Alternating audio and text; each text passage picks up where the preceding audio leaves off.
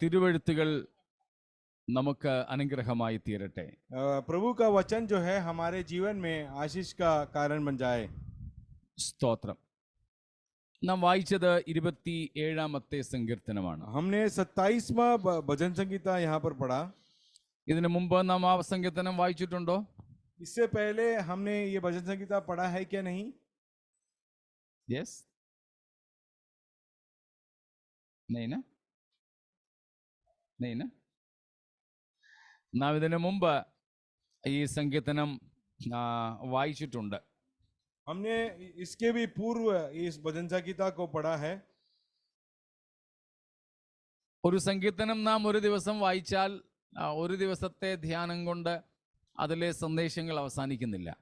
एक भजन संगीता एक दिन पढ़े, वैसे हर रोज पढ़े तो उसका जो मनन करते करते एक दिन में पूरा होता ही नहीं है. അതുകൊണ്ടാണ് ചിലപ്പോൾ ചില സങ്കീർത്തനങ്ങളും ചില വേദഭാഗങ്ങളും ആവർത്തിക്കാറുള്ളത്. इसीलिए भजन संगीता बार बार में दोहराया जाता है. ഇന്നും ഇതിൽ നിന്നും വലിയൊരു സന്ദേശത്തിന് ഞാൻ മുതിരുന്നില്ല. इसके अंदर में से कोई बड़ा संदेश के लिए मैं तैयार नहीं होता हूं अभी. നമുക്കറിയാം ഈ സങ്കീർത്തനം ദാവീദ് എഴുതിയതാണ്. हम सब जानते हैं कि ये भजन संगीता को रचने वाला दाऊद राजा है. ഇന്ന് എൻ്റെ ധ്യാനം പോയത് അതിൻ്റെ നമുക്കേവർക്കും പരിചിതമായ 4-ാം വാക്യത്തിലേക്കാണ്. हम सबसे वाकिफ उसमें से चौथा आयत जो है उसके पर मेरा आज ध्यान गया. വായിച്ചോളൂ. हम जरा पढ़ें.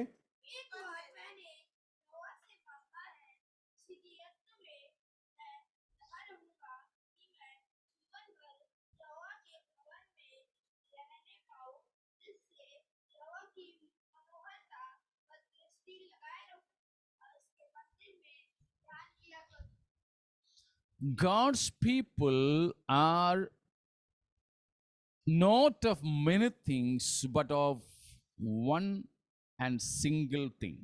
हम जो प्रभु के जन हैं हम कई कारण से नहीं बल्कि एक कारण से हैं अभी. ദൈവത്തിൻ്റെ മക്കൾക്ക് ഒത്തിരി കാര്യങ്ങളിലും ഒന്നും ഇടപെടാനില്ല. അവർ ഒറ്റ വിഷയത്തിൻ്റെ ആൾക്കാരാണ്. प्रभु के लोग जो प्रभु के संतान जो है कई लोगों में कई बातों में इन्वॉल्व नहीं होना है. उनको एक कार्य को इम्पोर्टेंस और मायने देना है. ഇവിടെ ഭക്തൻ പറയുന്നു ജീവിതത്തിൽ വിഷയങ്ങൾ പലതുണ്ട്. यहाँ पर भक्त कहता है कि प्रश्न कई परेशानियां कई ज्यादा है जीवन में. ശത്രുക്കൾ ചുറ്റുപാടുമുണ്ട്. शत्रु जो है चारों तरफ से घेरे हैं. ഇരുളിന്റെ അനുഭവങ്ങൾ ഒത്തിരിയുണ്ട്. अंधकार के अनुभव उनके जीवन में कई हैं. പക്ഷേ അദ്ദേഹം പറയുന്നു അതൊന്നുമല്ല ഭക്തനായ എൻ്റെ വിഷയം.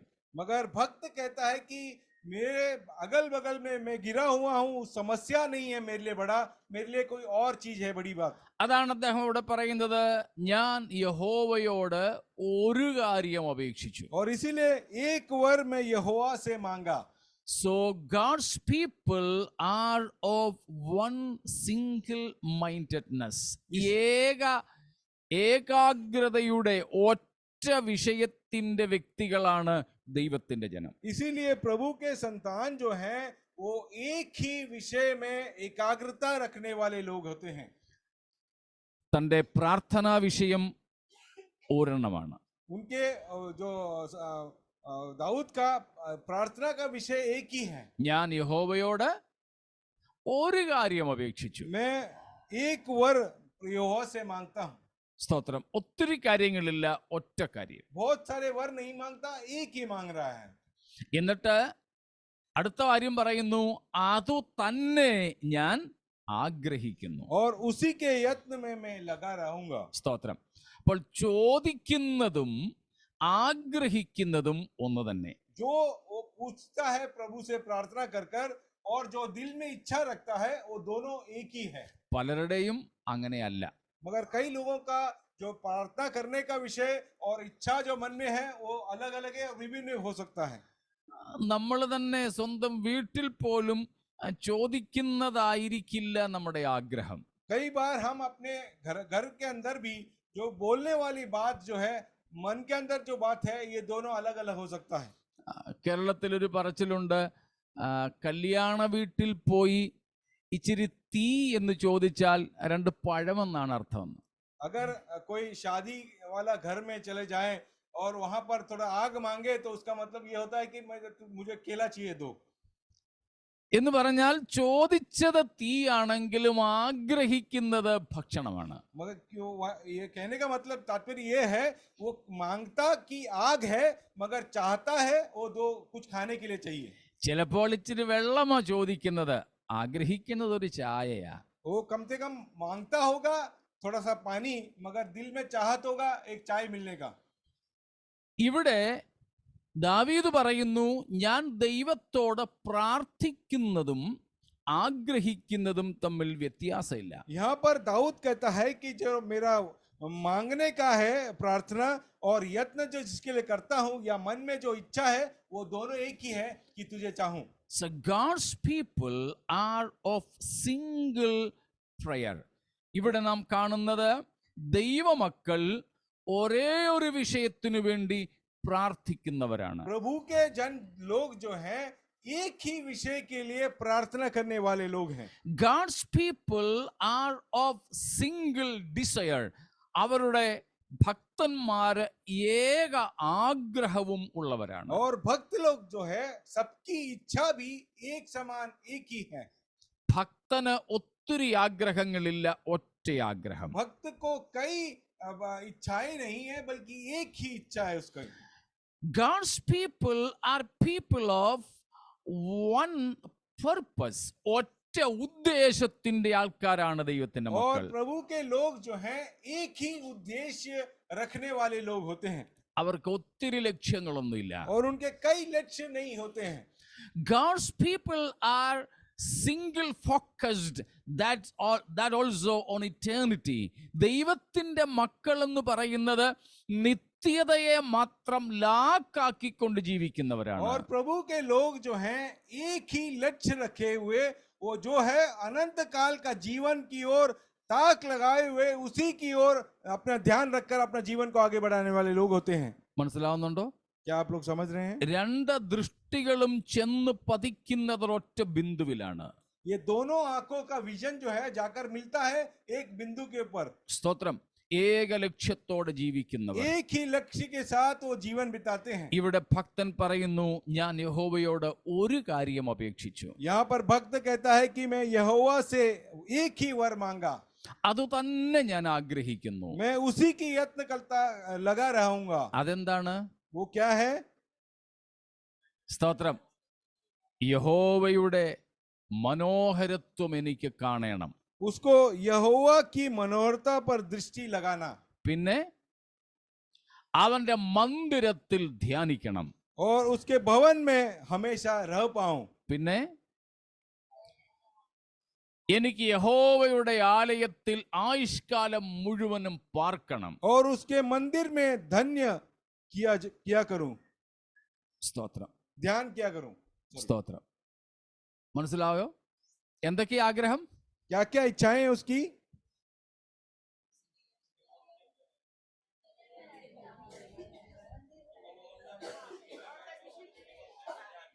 സ്തോത്രം. യഹോവയുടെ മനോഹാരിത ദർശിക്കണം. यहोवा का मनोहरता को आंखों से देखना है. അതെന്താണ് ദൈവത്തിന്റെ മനോഹാരിത എന്ന് പറഞ്ഞാൽ? और परमेश्वर की मनोहरता कहे तो क्या है? സ്തോത്രം. Utmostly it is his holiness. वो है उसकी पवित्रता. സ്തോത്രം. ദൈവത്തിന്റെ മനോഹാരിത എന്ന് പറഞ്ഞാൽ ദൈവത്തിന്റെ പരിശുദ്ധിയാണ്. यहोवा का मनोहरता कहा जाए तो यहोवा की पवित्रता ही है. സ്തോത്രം. നമ്മുടെ ഹൃദയത്തിന്റെ വാഞ്ചയാകണം നമ്മുടെ ദൈവത്തിന്റെ പരിശുദ്ധി ദർശിക്കണമെന്ന്. हमारे दिल की एक ही इच्छा होनी चाहिए कि हम यहोवा की पवित्रता की देखने की कामना रखने वाले लोग. സ്തോത്രം.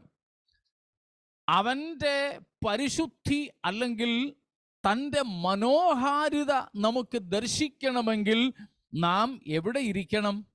अगर उसको उसकी मनोहरता को देखना है तो हमें कहाँ पर बसना होगा? അവന്റെ ആലയത്തിൽ. उसके भवन में ही रहना पड़ेगा हमें। സ്തോത്രം. എന്ന് പറഞ്ഞാൽ ചർച്ച് ഹാളിൽ പോയിരിക്കണമെന്നാണോ? इसका मतलब ये है कि हम लोग चर्च हॉल में जाकर बैठे? അല്ല. वैसा नहीं है। പഴയ നിയമത്തിൽ ദൈവസാന്നിധ്യം ജിയോഗ്രഫിക്കലി ഭൂമിശാസ്ത്രപരമായി പരിമിതപ്പെടുത്തി വെച്ചിരുന്നു. पुराने नियम के हिसाब से जो परमेश्वर की उपस्थिति जो है एक ज्योग्राफिकल लोकेशन में हुआ करता था। ദൈവം തിരഞ്ഞെടുത്ത ദേവാലയത്തിൽ മാത്രം. प्रभु ने चुना हुआ प्रभु का मंदिर में बसता था वो। അതിന്റെ അർത്ഥം ദൈവം പഴയ നിയമത്തിൽ സർവ്വവ്യാപി അല്ലായിരുന്നു എന്നല്ല. इसका मतलब ये नहीं है कि पुराने नियम में परमेश्वर जो है सर्वव्यापी नहीं था। പഴയ നിയമത്തിലും ദൈവം സർവ്വവ്യാപി തന്നെയായിരുന്നു. पुराने नियम में भी परमेश्वर सर्वव्यापी परमेश्वर था। എന്നാൽ ജനത്തിന് അനുഭവിപ്പാൻ കഴിയുമാറ് തന്റെ സാന്നിധ്യത്തെ വെളിപ്പെടുത്തിയത് ഒരു പ്രത്യേക സ്ഥലത്തു മാത്രമായിരുന്നു. मगर इजरायली लोग क्योंकि जान सके कि परमेश्वर है तो परमेश्वर उसकी उपस्थिति एक खास जगह पे हुआ करता था। അത് യെരൂശലേം എന്ന സ്ഥലത്താണ്. वो एक यरूशलेम शहर में हुआ करता था।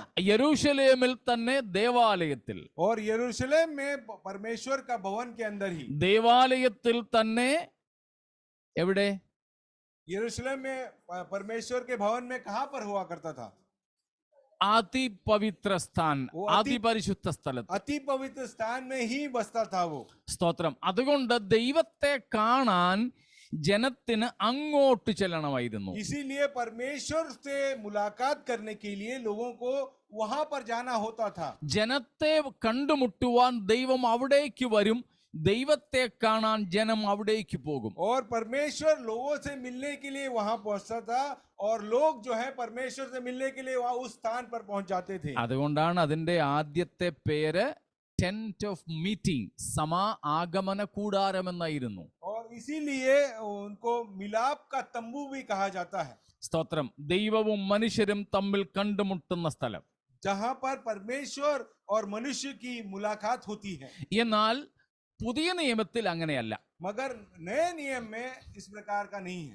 അതുകൊണ്ട് പഴയ നിയമത്തിൽ ദൈവത്തിന്റെ മനോഹാരിത ദർശിക്കുവാൻ ദേവാലയത്തിൽ ചെന്നേ പറ്റുമായിരുന്നുള്ളൂ. इसीलिए पुराने नियम में परमेश्वर की मनोहरता को देखने के लिए लोगों को परमेश्वर के भवन में जाना जरूरी होता था। എന്നാൽ പുതിയ നിയമത്തിൽ അങ്ങനെയല്ല. मगर नए नियम में, नए करार में उस प्रकार नहीं है। അതായത് നമ്മൾ ചർച്ചിൽ വരുന്നത് ദൈവത്തെ കാണാൻ വേണ്ടിയിട്ടല്ല. परमेश्वर को देखने और मुलाकात करने के लिए गिरजाघर में आने की आवश्यकता नहीं है। നാം എവിടെ ആയിരിക്കുമോ അവിടെ നമുക്ക് നമ്മുടെ ദൈവത്തെ കണ്ടുമുട്ടാം. हम जहां पर भी बसते हैं वहां पर हम परमेश्वर से मुलाकात कर सकते हैं। അതിനൊരു പ്രത്യേക സ്ഥാനമില്ല. उसके लिए एक खास नियोजित स्थान का नहीं है। അതുകൊണ്ടാണ് നമ്മൾ സ്കൂളിലെങ്കിൽ സ്കൂളിൽ, വീട്ടിലെങ്കിൽ വീട്ടിൽ ഒക്കെ കൂടുന്നത്. इसीलिए हम स्कूल में कभी मिलते हैं, कभी घरों में मिलते हैं। ഇനി നമുക്കൊരു പെർമനന്റ് സ്ഥലം ഉണ്ടെങ്കിൽ പോലും ദൈവം അവിടെ വന്ന് കസേരയിട്ടിരിക്കത്തൊന്നുമില്ല. अगर एक परमानेंट हॉल हमारे कलीसिया के नाम पे हो तो वहां पर भी परमेश्वर एक चेयर डालकर वहां पर बैठता नहीं है। അതുകൊണ്ട് ദൈവത്തെ കാണാൻ വേണ്ടിയിട്ട് നമുക്ക് ചർച്ചിൽ പോകേണ്ടതില്ല. इसीलिए परमेश्वर को मुलाकात करने के लिए हमें भवन में, किसी भवन में जाने की आवश्यकता नहीं है। അപ്പൊ ഇനിയിപ്പം സഭയത്തിന് പോകണ്ടല്ലോ അല്ലേ? तो उसका मतलब ये है कि आराधना में अभी जाने की आवश्यकता ही नहीं है। ऐसा है क्या? സ്തോത്രം. കൂടുന്നു വരണ്ടേ നിങ്ങള്? ആണോ? അതാണോ? അല്ല. അപ്പൊ പിന്നെ കൂടുവരം എന്തിനാ? तो फिर हम आपस में मेल मिलाप क्यों करते हैं? സ്തോത്രം. It is fellowship. മറ്റൊരിക്കൽ അതിനെപ്പറ്റി പറയാം. ये संगति के लिए हम मिलते आते हैं, एक साथ मिलते हैं। उसके बारे में बाद में फिर कभी बताऊंगा। ഒക്കുന്നെങ്കിൽ ഇന്ന് തന്നെ അടുത്ത വിഷയത്തിൽ അത് അല്പമായിട്ട് വരും, അന്നേരം നമുക്ക് ചിന്തിക്കാം. सेकेंड सेशन में थोड़ा मैं आप लोग को उस विषय में समझाऊंगा। അപ്പോൾ നാം ഇന്ന് വന്നിരിക്കുന്നത് നമ്മുടെ വീട്ടിൽ വെച്ച് ദൈവത്തെ കാണാൻ ഒക്കാത്തത് കൊണ്ടല്ല. हमारे घर में बैठकर हम परमेश्वर से नहीं मुलाकात कर सकते, इसके वजह से हम यहाँ पर मिले हुए नहीं हैं। സ്തോത്രം. അപ്പോൾ പഴയ നിയമത്തിൽ ദൈവത്തിന്റെ മനോഹാരിത ദർശിക്കുവാൻ ദേവാലയത്തിൽ പോകണമായിരുന്നു. इसीलिए परमेश्वर की मनोहरता को देखने के लिए लोगों को प्रभु परमेश्वर का भवन में जाना जरूरी था। എന്നാൽ പുതിയ നിയമത്തിൽ നമുക്ക് എല്ലാ സമയത്തും എവിടെ വെച്ചും ദൈവത്തിന്റെ മനോഹാരിത ദർശിക്കാം. मगर नए करार में हमको परमेश्वर की मनोहरता को देखने के लिए कहाँ भी हो सकता है, कहीं भी संभव हो सकता है। ജോലി സ്ഥലത്തും വീട്ടിലും അത് സാധിക്കും. हमारे नौकरी के स्थान में भी हो सकता है, घर के अंदर भी हो सकता है। സാധിക്കുമെന്ന് മാത്രമല്ല, സാധിക്കണം. अगर संभव होता है ऐसा नहीं, संभव होना ही है। സ്തോത്രം. അതുകൊണ്ടാണ് ഞാൻ പല സമയത്തും ചോദിച്ചിട്ടുള്ളത്, സഭായോഗങ്ങളിൽ വെച്ചാണോ അതോ നമ്മുടെ ജോലി സ്ഥലത്താണോ ദൈവ സാന്നിധ്യത്തെ കൂടുതൽ അനുഭവിപ്പാൻ സാധിക്കാറുള്ളത്? इसीलिए अक्सर मैं पूछा करता हूँ, क्या हम आराधना स्थल में या आपके कार्यस्थल में आप परमेश्वर को ज्यादा महसूस करते हो? എവിടെ വെച്ചാ? कहाँ पर महसूस ज्यादा करते हैं आप? Come on please. പണങ്ങിയിരിക്കുകയാണോ നിങ്ങളൊക്കെ? आपके घर में, नौकरी के स्थान में, या फिर भवन, परमेश्वर के भवन में ही परमेश्वर की उपस्थिति दिखा जा सकता है। എന്തോ? സ്തോത്രം. क्या बोलते हो जॉन? आराधना स्थल में. जॉन इधर की स्कूल में.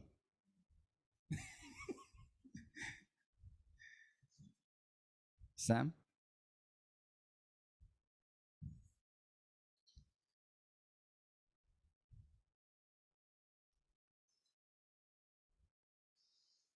സ്തോത്രം. നമുക്ക് ഇപ്പോഴും ഉള്ള ഒരു ചിന്തയാണ്, യോഗത്തിന് കൂടുമ്പോഴാണ് ദൈവത്തെ കാണുന്നത്, അവിടെ വെച്ചാണ് ദൈവവുമായിട്ട് കൂട്ടായ്മ ഉണ്ടാകുന്നതെന്നൊക്കെയാണ്. हमारा सोच इस प्रकार का है कि आज भी कि हम लोग जहां पर एकाग्रता के साथ मिलते हैं वहीं पर परमेश्वर की उपस्थिति होती है कर। അതുകൊണ്ടാണ് നമ്മളൊക്കെ പ്രാർത്ഥിക്കുമ്പോഴും പറയുന്നത്, കർത്താവേ ഇന്ന് തിരുസന്നിധിയിൽ ഞങ്ങൾ വന്നിരിക്കുന്നു. इसीलिए हम कहते हैं कि परमेश्वर तेरी उपस्थिति में हम लोग एक साथ आए हैं कर प्रार्थना करते वक्त कई लोग कहते हैं। യോഗത്തിന് വരുന്നത് വരെ ദൈവസന്നിധിയിൽ അല്ലായിരുന്നല്ലേ? इसका मतलब ये है कि परमेश्वर की उपस्थिति के बगैर हम जीवन अब तक बिताए हैं परमेश्वर। സ്തോത്രം. അതുകൊണ്ട് ഇന്ന് പകലിൽ ദൈവാത്മാവ് ഊന്നിപ്പറയുന്ന ഒരു കാര്യം, നാം എവിടെയായിരുന്നാലും അവിടെ നാം ദൈവത്തിൻ്റെ മനോഹാരിത, തൻ്റെ പരിശുദ്ധിയുടെ പൂർണ്ണത ദർശിക്കുന്നവരായി തീരണം. इसीलिए हमारे जीवन में जो है, हम हर क्षण में जो है परमेश्वर की उपस्थिति, परमेश्वर की पवित्रताई और उसकी मनोहरता का अनुभव करने वाले लोग बन जाने चाहिए. നമ്മുടെ ജോലി സ്ഥലത്ത്, കളിക്കളത്തിൽ, യാത്രയുടെ സ്ഥലത്ത്, നമ്മുടെ റീക്രിയേഷൻ മുറിയിൽ, നമ്മുടെ TV മുറിയിൽ ഒക്കെ ദൈവത്തിൻ്റെ മനോഹാരിത കാണാൻ കഴിയുന്നെങ്കിലേ നമുക്ക് എല്ലായ്പ്പോഴും വിശുദ്ധ ജീവിതം നയിപ്പാൻ സാധിക്കുകയുള്ളൂ. अगर हमको पवित्र जीवन हर समय बिताना हो तो ये अनुभव करना होगा कि परमेश्वर की उपस्थिति हमारे नौकरी के स्थान पर, हमारे एंटरटेनमेंट के स्थान पर, हमारे ऑफिस के कार्यों में, स्कूल में, कॉलेजेस में, सभी जगह पर परमेश्वर की उपस्थिति और उसकी पवित्रताई और उसकी मनोहरता का अनुभव हमारे जीवन में करना होगा. ഇല്ലെങ്കിൽ നമ്മൾ യോഗത്തിന് വരുമ്പോൾ മാത്രം വിശുദ്ധരായിരിക്കും, അത് കഴിയുമ്പോൾ ലോക മനുഷ്യരെ പോലെ നമ്മൾ ജീവിക്കും. अगर ऐसा कर एक ही समान परमेश्वर की मनोहरता देखने वाले लोग हो जहां पर हम एकत्रित होते हैं, तो फिर वहां पर ही पवित्र बने रहेंगे. दुनिया भर में कहीं भी बाहर चले जाए तो अपवित्र जीवन बिताना शुरू करेंगे.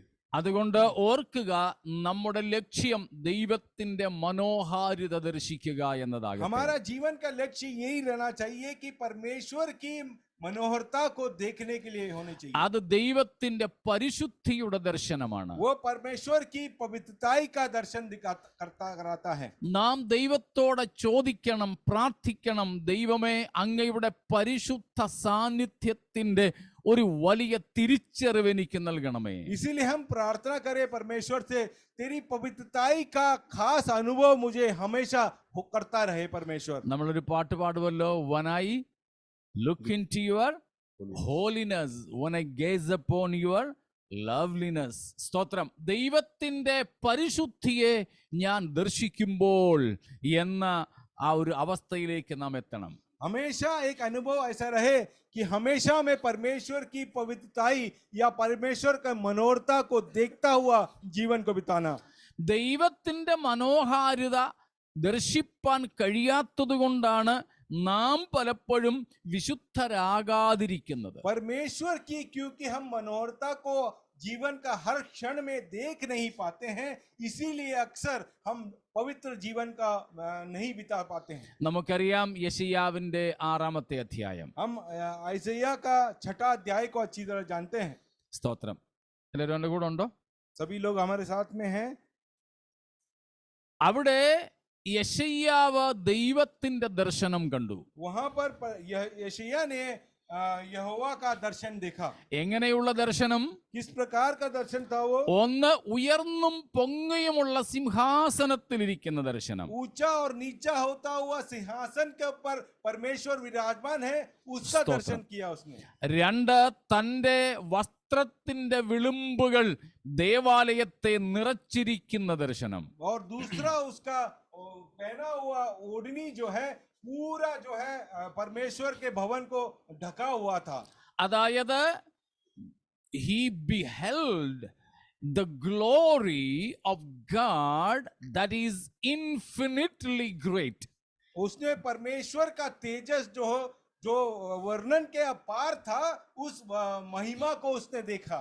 ആ ഗ്ലോറി അല്ലെങ്കിൽ മഹത്വം എന്ന് പറയുന്നതാണ് തന്റെ പരിശുദ്ധിയുടെ മഹത്വം. और वहां पर परमेश्वर का महिमा को देखा, इसका तात्पर्य यह है कि उसने परमेश्वर की पवित्रताई को देखा।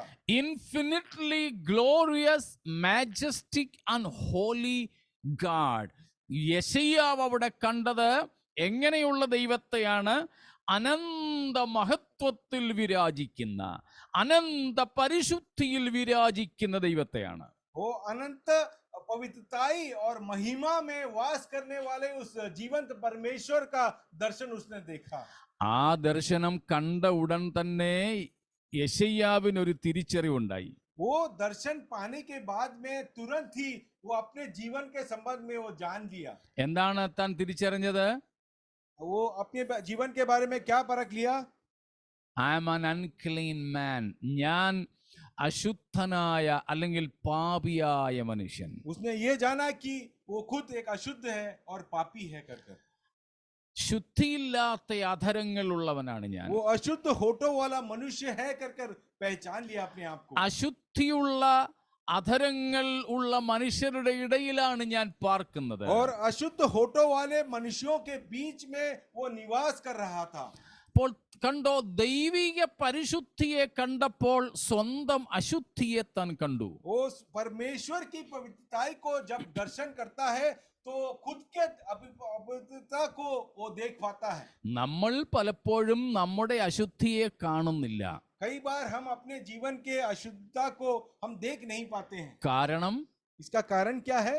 ദൈവത്തിന്റെ പരിശുദ്ധി നമുക്ക് കാണാൻ സാധിക്കുന്നില്ല क्योंकि हम എന്നുള്ളതാണ്. परमेश्वर की पवित्रता और उसकी मनोहरता को हम देख नहीं पाते हैं। ഇതിനോട് ചേർത്ത് ഞാൻ ഒരു കാര്യവും കൂടെ പറയുന്നു. इसके साथ में एक और चीज कहना चाहता हूँ। നമ്മൾ ആരാധന എന്ന പദം ഉപയോഗിക്കാറുണ്ട്. हम कई बार आराधना या उपासना का शब्द इस्तेमाल करते हैं। ഈ 4-ാമത്തെ വാക്യം ആരാധനയ്ക്ക് വേണ്ടി ഉപയോഗിക്കുന്ന ഒരു പ്രധാന പദമാണ്. ये चौथा आयत जो हमने पढ़ा भजन संगीता का, ये जो आराधना के लिए इस्तेमाल किया जाने वाला आयत है। ആ ആരാധനയെ സംബന്ധിച്ചും ഒരു കാര്യം നിങ്ങളോട് പറയാൻ എനിക്കൊരു പ്രേരണയുണ്ട്. और इस उपासना आराधना के विषय में मैं कुछ बात को आप लोगों को बताना चाहता हूँ। ഞാൻ ഒരിക്കൽ നമ്മുടെ ചർച്ച് ഗ്രൂപ്പിലാണെന്ന് തോന്നുന്നു, അതേ സംബന്ധിച്ച് ഒരു ഉദ്ധരണി അയച്ചിരുന്നു. इस विषय में अपने चर्च ग्रुप में जो है एक मैसेज भी डाला था। എന്നെ വളരെയധികം സ്വാധീനിച്ചിട്ടുള്ള ഒരു ഉദ്ധരണിയാണത്. मुझे कई बार उत्तेजना देने वाला उस मैसेज को पढ़ा था। എൻ്റെ ഓർമ്മ ശരിയാണെങ്കിൽ ഞാൻ സെമിനാരിയിൽ പഠിക്കുന്ന സമയത്തോ മറ്റുമാണ് ഈ ഒരു ഉദ്ധരണിയുമായിട്ട് ബന്ധപ്പെടുന്നത്. ये शायद मैं अपने सेमिनारी पढ़ाई पूरा कर रहा था, उस समय में ये मैसेज को पढ़ा था. എൻ്റെ ഓർമ്മ എങ്ങനെയാണ്? मुझे उस प्रकार का यादगार है. ബിഷപ്പ് വില്യം ടെമ്പിളിന്റെ ഒരു ഉദ്ധരണിയാണത്. बिशप विलियम टेम्पल का एक कहना है. അദ്ദേഹം പറഞ്ഞത് worship is the submission of all of our nature to God. ആരാധന എന്ന് പറയുന്നത് നമ്മുടെ സമ്പൂർണമായ പ്രകൃതത്തെ ദൈവത്തിന് പൂർണ്ണമായും സമർപ്പിക്കുന്നതാണ്. वो कहता है कि हमारा जीवन का हर एक अवस्था को जिस हाल में है उस हाल को परमेश्वर को समर्पित करना ही परमेश्वर के लिए उपासना है. രണ്ടാമത് അദ്ദേഹം പറയുന്നു, it is the quickening of the conscience by his holiness. ദൈവത്തിൻ്റെ പരിശുദ്ധിയുടെ ദർശനത്താൽ നമ്മുടെ ചത്തുകിടക്കുന്ന മനസാക്ഷിയെ പുനർജീവിപ്പിക്കുന്നതാണ് ആരാധന. और परमेश्वर की पवित्रताई को देखने के फलस्वरूप जो हमारा विवेक जो मरा हुआ था उसको जीवंत करना का अनुभव है उपासना. The nourishment of mind with his truth. സത്യാരാധന എന്ന് പറയുന്നത് ദൈവത്തിന്റെ സത്യത്താൽ നമ്മുടെ മനസ്സിനെ പരിപോഷിപ്പിക്കുന്നതാണ്. हमारे मन को उच्चतम भोजन प्रदान करना है आराधना कहा जाए तो. With the truth of God. ദൈവത്തിന്റെ സത്യത്താൽ നമ്മുടെ മനസ്സിനെ പരിപോഷിപ്പിക്കുക. परमेश्वर की सच्चाई के साथ में हमारे मन को अच्छा भोजन प्रदान करना. അടുത്തത്, it is the purifying or purging of our imagination by his beauty. ദൈവത്തിന്റെ മനോഹാരിതയാൽ നമ്മുടെ ഭാവനയെ, സങ്കല്പ ലോകത്തെ ശുദ്ധീകരിക്കുന്നതാണ് ആരാധന. परमेश्वर की पवित्रताई से हमारा सोच विचार या कल्पना करने का उसको पवित्र या अच्छा दिखाना. മനസ്സിലാവുന്നുണ്ടോ? കൂടെയുണ്ടോ? സ്തോത്രം. പോർജിങ് അവർ ഇമാജിനേഷൻ, നമ്മുടെ സങ്കല്പ ലോകത്തെ ശുദ്ധീകരിക്കുക. हमारे सोच का जो दायरा है उसको साफ या शुद्ध पवित्र बनाने का. എങ്ങനെ? किस प्रकार से? ബൈ ഹിസ് ബ്യൂട്ടി, ദൈവത്തിന്റെ മനോഹാരിതയാൽ. परमेश्वर की मनोहरता के द्वारा उसे शुद्ध करने का. The opening of the heart to his love, ദൈവസ്നേഹത്തിനായി നമ്മുടെ ഹൃദയത്തെ തുറക്കുന്നതാണ് സത്യാരാധന. परमेश्वर के प्रेम के विरुद्ध में हमारा प्रेम के लिए पर हमारा हृदय को खोल देना, इसी को उपासना, सही उपासना कहते हैं. അതായത് സത്യാരാധനയാണെങ്കിൽ നമ്മുടെ ഹൃദയങ്ങൾ ദൈവസ്നേഹത്താൽ നിറയപ്പെടും. अगर सही उपासना है तो परमेश्वर का प्रेम से हमारा दिल भर जाता है. അടുത്തതായി അദ്ദേഹം പറയുന്നു, it is the surrender of our will to God's purposes. നമ്മുടെ ഇഷ്ടത്തെ, ഇച്ഛയെ ദൈവത്തിന്റെ ഉദ്ദേശങ്ങൾക്കായി സമർപ്പിക്കുന്നതാണ് സത്യാരാധന. हमारी इच्छाएं जो है परमेश्वर की इच्छा पूरा करने के लिए अपने आप को समर्पण करना, यही उसको ट्रू वर्शिप कहते हैं. സ്തോത്രം. ഇത്രയും കാര്യങ്ങളെങ്കിലും നമ്മുടെ ആരാധനകളിൽ നടക്കണമത്രേ. वो कहता है कि इतना सब कार्यक्रम जो है हमारी आराधना या उपासना में होनी चाहिए. പ്രിയപ്പെട്ടവരെ, നമ്മൾ പലപ്പോഴും ആരാധനയെയും ആരാധകനെയും തമ്മിൽ വേർതിരിക്കാറുണ്ട്. हम जो है आराधना करते हैं और आराधना जिसे करते हैं, ये दोनों को भिन्न करके देखते हैं, देखने वाले लोग हैं. We often separately understand or differently understand the worshipper and the worship. जो आराधना करने वाला व्यक्ति है, जो जिसका आराधना करता है, दोनों को अलग कर हम देखते हैं अक्सर. ആരാധനയും ആരാധകനും തമ്മിൽ വ്യത്യാസം ഉണ്ടാകരുത്. आराधना करने वाला जिसका आराधना करते हैं और जिस जो आराधना करता है, जो आराधना करता है और जिसका आराधना करता है, ये दोनों को अलग किया नहीं जाना चाहिए. No no no. आराधना और आराधक के बीच में फर्क नहीं होना चाहिए. അതായത് ഞാൻ ആരാധിക്കുന്നു, मैं आराधना करता हूं. അപ്പോൾ ഞാൻ എന്നെ ആരാധനയിൽ നിന്നും മാറ്റി നിർത്തരുത്. मैं अपने आप को आराधना से या उपासना से अलग कर रखना नहीं चाहिए. അതായത് എൻ്റെ ജീവിതവും ആരാധനയും തമ്മിൽ വ്യത്യാസം ഉണ്ടാകരുത്. इसका मतलब यह है कि मेरा जीवन शैली और आराधना में दोनों अलग नहीं होना चाहिए. എൻ്റെ ആരാധനയും ഞാനും തമ്മിൽ വ്യത്യാസം ഉണ്ടാകരുത്. मेरा आराधना और मेरा जीवन जो है ये दोनों अलग अलग नहीं होना चाहिए. ഒരിക്കലും നമ്മുടെ വ്യക്തി ജീവിതത്തിൽ നിന്ന് ആരാധനയെ മാറ്റി നിർത്തരുത്. हमारे पर्सनल लाइफ से जो है निजी जिंदगी से आराधना को कभी अलग नहीं करना चाहिए. മനസ്സിലാവുന്നുണ്ടോ? क्या आप लोग समझ रहे हैं? മനസ്സിലാവുന്നുണ്ടോ? യെസ് ചിൽഡ്രൻ, ആപ്കി സ്കൂൾ, നിങ്ങളുടെ സ്കൂൾ ജീവിതവും ആരാധനയും തമ്മിൽ രണ്ടും രണ്ടാണോ അതോ രണ്ടും ഒന്നാണോ? क्या हमारा स्कूल का जीवन और हम आपकी आराधना ये दोनों अलग है या एक है?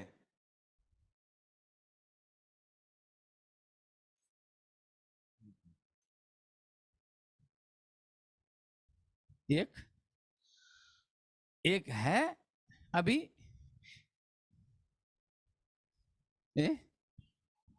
होना चाहिए. സ്തോത്രം. രണ്ടും ഒന്നായിരിക്കണം. दोनों एक ही होना चाहिए. സ്കൂളിൽ പോകുമ്പം തോന്നാറുണ്ടോ ആരാധനയ്ക്ക് പോവുകയാണെന്ന്? आप क्या स्कूल जाते वक्त अभी ऐसा होश होता है कि मैं आराधना के लिए जा रहा हूं? नहीं ना. മാർക്കറ്റിൽ പോകുമ്പോ ഞാൻ ആരാധനയ്ക്ക് പോവുകയാണെന്ന് തോന്നാറുണ്ടോ? मार्केट में जाते वक्त आपको क्या होश होता है कि आप आराधना के लिए ही जाते हैं? സ്തോത്രം. ജോലിക്ക് പോകുമ്പം, ബിസിനസ്സിന് പോകുമ്പം ആരാധനയ്ക്ക് പോവുകയാണെന്നൊരു ചിന്ത ഉണ്ടാകാറുണ്ടോ? नौकरी के लिए जब जाते हैं, बिजनेस के लिए जब निकल पड़ते हैं, आपको क्या लगता है कि मैं आराधना के लिए जाता हूं? നാം മൊബൈലിലും കമ്പ്യൂട്ടറിലും ടി വിയിലും ഒക്കെ ഇങ്ങനെ സമയം ചെലവഴിക്കുമ്പോൾ അത് ആരാധനയുടെ ഭാഗമായി നമുക്ക് ഉപയോഗിക്കാൻ സാധിക്കുന്നുണ്ടോ? हम जब इंटरनेट में देखते हैं, मोबाइल के अंदर, या फिर हम टीवी देखते हैं, उस समय हमको लगता है कि मैं प्रभु की आराधना कर रहा हूं. Come on please. സ്തോത്രം. നമുക്ക് ഏറ്റവും മനസ്സിന് ഇണങ്ങിയ വ്യക്തിയുമായി നമ്മൾ സംസാരിക്കുമ്പം, അദ്ദേഹത്തിന്റെ കൂട്ടായ്മയിൽ നമ്മളായിരിക്കുമ്പോൾ നമുക്ക് തോന്നാറുണ്ടോ ഇതൊരു ആരാധനയാണെന്ന്? हमें बेहद पसंद करने वाला और मैं पसंद करने वाला उस व्यक्ति के साथ में जब मेल मिलाप करते हैं और उससे बातचीत करते हैं, तो क्या हमें लगता है कि मैं आराधना में लिप्त हूं? സ്തോത്രം. ആശയം നിങ്ങളോട് എത്തുന്നുണ്ടോ? जो मैं कहना चाहता हूं आप तक पहुंच रहे होंगे. ദൈവത്തിന്റെ ആത്മാവ് ഈ പകലിൽ നമ്മോട് സംസാരിക്കുന്ന കാതലായ സത്യമാണിത്. परमेश्वर की आत्मा जो सच्चाई है, उस सच्चाई को आपके सामने रखना चाहता है. സ്തോത്രം. ഇവിടെ ദാവീദ് ആരാധനയുടെ ഒരു ഭാഗമായിട്ടാണ് ഈ 4-ാം വാക്യം പറഞ്ഞത്. आराधना के संबंध में एक विषय जो है 4th आयत में दाऊद कहता है. അതുമായി തന്നെ ബന്ധപ്പെട്ടാണ് വില്യം ടെമ്പിളിന്റെ ഉദ്ധരണി ഞാൻ ഉദ്ധരിച്ചത്. और उसके साथ में लगा हुआ है विलियम टेम्पल का जो सेइंग. ആരാധന നമ്മുടെ ജീവിതത്തിൽ നാം ചെയ്യുന്ന ഒരു കാര്യമല്ല. परमेश्वर की आराधना करना ये हमारे जीवन से अलग नहीं है. ആരാധന നമ്മുടെ ജീവിതം തന്നെയാണ്. आराधना या उपासना कहा जाए तो ये हमारा जीवन ही है. മനസ്സിലാവുന്നുണ്ടോ? उसका मतलब समझ रहे हैं आप लोग? ആഴ്ചയിൽ ഒരിക്കൽ 2 മണിക്കൂർ നാം ചെയ്യുന്ന ഒരു കർമ്മമല്ല ആരാധന. हफ्ते में 2 घंटे कलीसिया में आकर संडे को करने वाला कोई क्रियाक्रम को हम आराधना नहीं कहते हैं. അല്ലെങ്കിൽ എല്ലാ ദിവസവും രാവിലെയും വൈകിട്ടും ചെയ്യുന്ന ഒരു കർമ്മമല്ല. और ऐसा नहीं तो भी सुबह शाम को करने वाला प्रार्थना को भी हम उसको आराधना नहीं कहते हैं. പിന്നെന്താണ്? फिर क्या है आराधना? സ്തോത്രം. ഒരു 10,080 കണക്ക് ഓർമ്മയുണ്ടല്ലോ. 10,080 का हिसाब शायद आपको याद होगा. रोहन नहीं ना, रूफस है क्या? हाँ याद है ना? नहीं, 10,080 का हिसाब आपको तो याद होगा ना. ഒരാഴ്ചയിലെ 7 ദിവസം, एक हफ्ते में 7 दिन, 24 മണിക്കൂർ വെച്ച് 24 घंटे के हिसाब से എത്ര മണിക്കൂറുണ്ട്? कितना घंटा होता है उसमें? അവേഴ്സ്.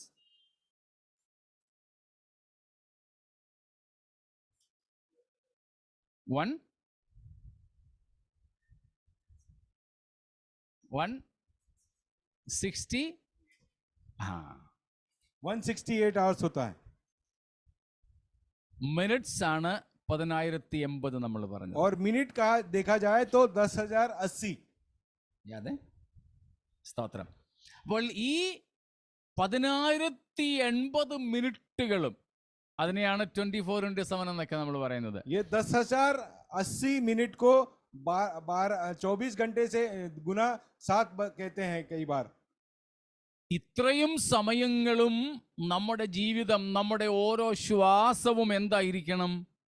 ആരാധനയായിരിക്കണം. और इतना घंटा, इतना जब श्वास लेते हैं वो हमारा जीवन का आराधना होना है. സ്തോത്രം. ആ നിലയിലേക്ക് നമ്മുടെ ദൃഷ്ടി ഒന്ന് തിരിയുവാൻ ദൈവാത്മാവ് ഈ പകൽ നമ്മെ പറ്റി ആഗ്രഹിക്കുന്നു. पवित्र आत्मा चाहते हैं कि हमारा दृष्टि जो है इस ओर लगा रहे कि हमारा हर क्षण जो है प्रभु की आराधना बन जाए.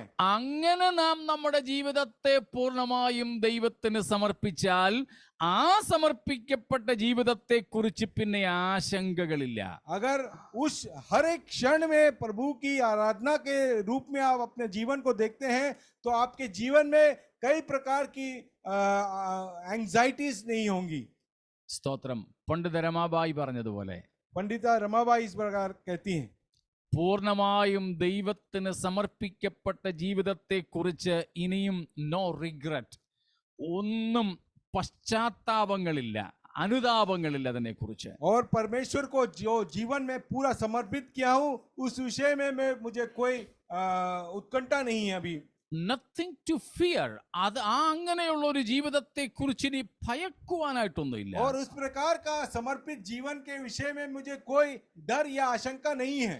നഷ്ടപ്പെടാനോ ഒന്നുമില്ല. और कोई खोने के लिए भी मेरे जीवन में कुछ नहीं है. പ്രിയപ്പെട്ടവരെ, നാം ഈ നിലയിൽ നമ്മുടെ ജീവിതത്തെ ദൈവത്തിനായി സമർപ്പിച്ചതാണെങ്കിൽ നമ്മുടെ ജീവിതത്തെ കുറിച്ചുള്ള പൂർണ്ണ ഉത്തരവാദിത്വം ദൈവത്തിൻ്റെതാ. अगर उस प्रकार की जिम्मेदारी और परमेश्वर में भरोसा रखे तो हमारा जो कुछ भी है उसे संभालने वाला परमेश्वर उसके हाथों में हमें ले लेता है. സ്തോത്രം. നമുക്ക് ആശങ്കപ്പെടാനായിട്ടൊന്നുമില്ല. हमको आशंका का कोई कारण नहीं बचता. No regret at all. और कोई भी भय और शंका भी हमारे जीवन में नहीं होगी. സ്തോത്രം.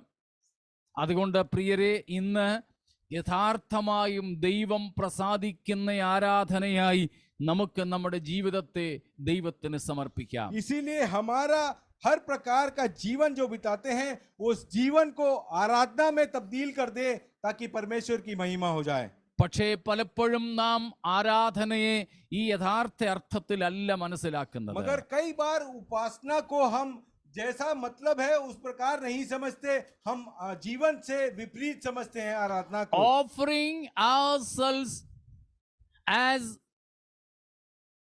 very pleasing sacrifice upon the altar of the will of God. ദൈവഹിതത്തിന്റെ യാഗവേദിയിൽ ദൈവത്തിന് പ്രസാദകരമായ യാഗമായി നമ്മുടെ ജീവിതത്തെ സമർപ്പിക്കുന്നതാണ് സത്യാരാധന. परमेश्वर के हितानुसार अपने जीवन को परमेश्वर के सम्मुख एक बलि के समान चढ़ देना ही एक सही मायने में उपासना होता है. സ്തോത്രം. നമ്മുടെ ഇഷ്ടങ്ങളെ ദൈവ ഇഷ്ടങ്ങൾക്കായിട്ട് മാറ്റിവെക്കുന്നതാണ് ആരാധന. हमारी इच्छाओं को परमेश्वर की इच्छाओं के सामने दूर कर देते हुए परमेश्वर के पास जाने को सही उपासना कहते हैं. ഇതിനെല്ലാം ദൈവത്തിന്റെ മനോഹാരിതയുടെ ദർശനം വേണം. और इसके लिए सब जो है परमेश्वर की मनोहरता का दर्शन होना जरूरी है। സ്തോത്രം. ദൈവിക പരിശുദ്ധിയെ നമുക്ക് ദർശിക്കണം. परमेश्वर की पवित्रता का दर्शन हमारे जीवन में होना है। അതുകൊണ്ടാ വില്യം ടെമ്പിൾ പറഞ്ഞത്, it is the total commitment of our total personality to God.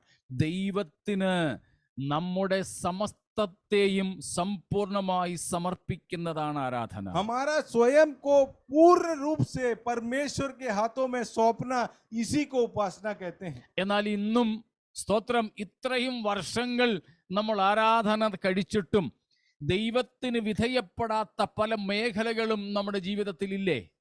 इतना साल हम प्रभु में बिताए हैं, इसके बावजूद हमारे जीवन के कई क्षेत्र इस प्रकार हैं जो हम परमेश्वर को समर्पित अभी तक नहीं किए हैं। ശരിയല്ലേ? क्या ये सही है? റഷ്യ ഉക്രൈൻ യുദ്ധം നടക്കുന്നു. रशिया और यूक्रेन की युद्ध जारी है। ഉക്രൈനിന്റെ പല പട്ടണങ്ങളും റഷ്യ പിടിച്ചെടുത്തു. यूक्रेन के कई शहर को रशिया ने अतिक्रमण किया है। പക്ഷേ പലയിടത്തും ഇപ്പോഴും ഉക്രൈൻകാര് റഷ്യയോട് ഇങ്ങനെ എതിർത്ത് നിൽക്കുക. और कई जगहों में जो है यूक्रेन के सोल्जर्स जो है रशियन लोगों से भिड़ रहे हैं।